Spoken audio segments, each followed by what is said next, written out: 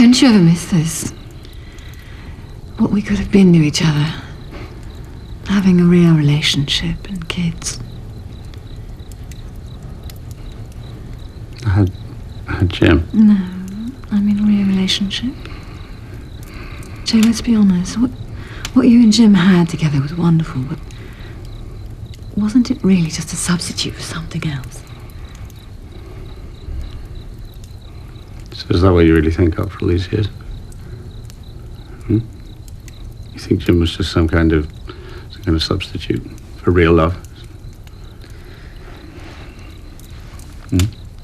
Jim was not a substitute for anything. Do you understand?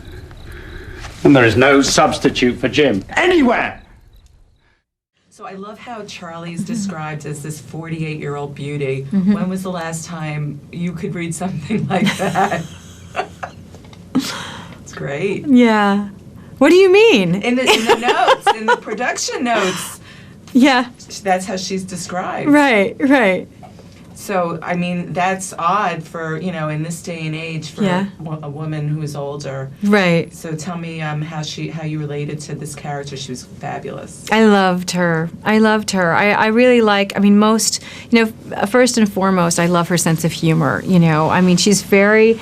obviously, she's kind of a slightly erratic party girl with sort of extreme tendencies, but she's incredibly loving. She's very loyal. She's been his best friend for a very, very long time, and she has a sense of kind of humor and buoyancy to her too that I think is she's a great pleasure. Well, talk about that relationship. I love straight women and gay men. I think they make the best friends in the whole world. Yeah, well, it's interesting because one of the things I said to Tom right on reading it, I said that this is a relationship you see a lot in real life, but you don't see depicted in the movies, and it's kind of wonderful. To see that and to see the fact that they did have a romantic relationship at one point. It meant more to her than it did to him. Because it happened once, she's always thinking maybe it'll happen again, and you watch her kind of pushing and him rebuffing, and you know that dynamic will continue for as long as they know one another, and they'll tolerate it as well. And like Colin's character, your character goes through sort of this midlife spirituality crisis. Did you relate to that at all in your own personal life? No, and I don't know that she is going through a crisis. I think Charlie is trying to avoid everything. If you notice, she doesn't ever leave her house. That's, you see Colin kind of out and about and connecting with people. All you see of Charlie is her in bed, and then her in her, putting on her makeup and then getting ready, and she didn't even go out to buy her own gin. So I think that for Charlie, rather than being in a set of crisis, I think she's in a state of stasis.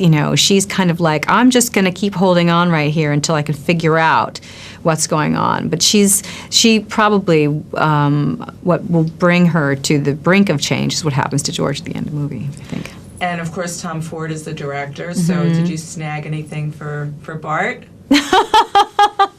Tom has actually made me a bunch of clothes. I wore them in Venice and in Toronto, and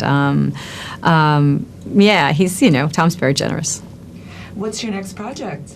I have a movie coming out called Chloe. That's an Adam McGowan movie, and another movie called Shelter, and The Private Lives of Pippa Lee is out right now, and then there'll be another movie, Lisa Chilodinko movie called The Kids Are All Right. Nothing to do with The Who? No. Okay. No, nothing. Same title. Yeah, Thank you. Thank you very much. Thanks. What are you doing this weekend? I think I might just be very quiet. You never really did take me seriously, did you, George? I tried to, Charlie, remember? Long time ago.